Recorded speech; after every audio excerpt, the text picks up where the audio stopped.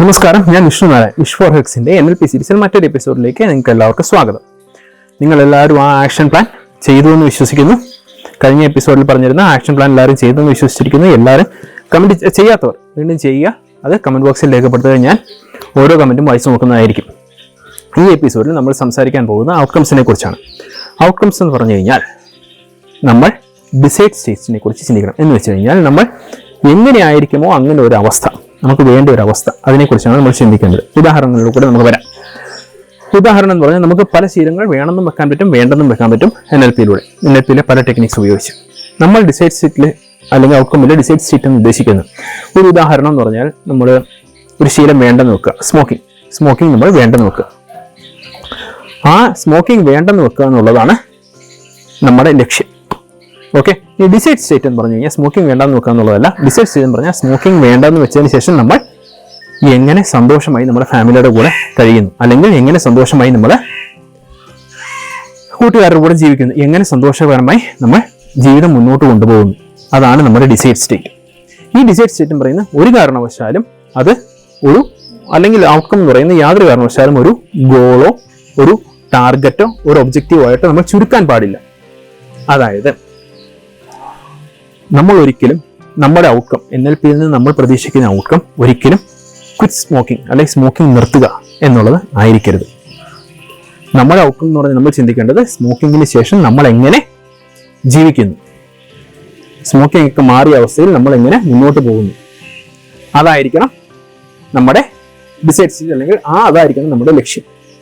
അത് വിഷ്വലൈസേഷൻ, നമ്മളങ്ങനെ വേണം വിഷ്വലൈസേഷൻ. അതിന് വിഷ്വലൈസേഷൻ ടെക്നിക്സ് ഒക്കെ നമുക്ക് യൂസ് ചെയ്യാം. ഇനി രണ്ടാമത്തെ പോയിന്റ് ആയിട്ട് നമ്മൾ ഔട്ട്കംസിനെ കുറിച്ച് പറയുമ്പോൾ വേണ്ടത്, ഔട്ട്കം നമുക്ക് വേണോ വേണ്ടയോ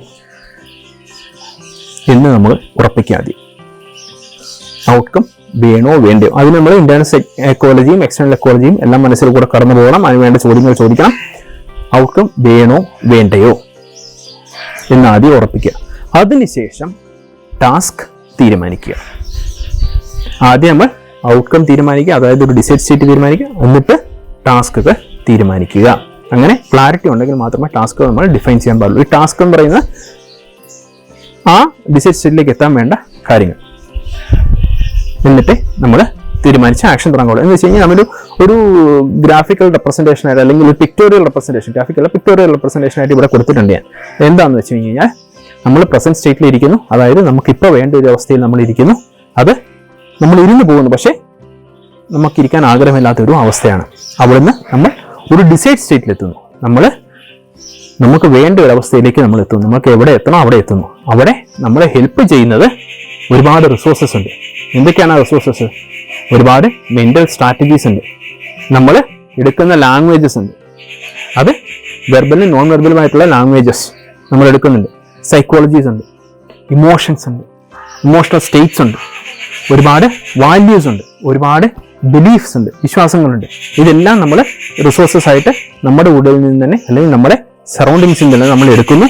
നമ്മൾ പ്രസന്റ് സ്റ്റേറ്റിൽ നിന്ന് അതായത് ഡിസൈഡ് സ്റ്റേറ്റിലേക്ക് നമ്മൾ മാറുന്നു.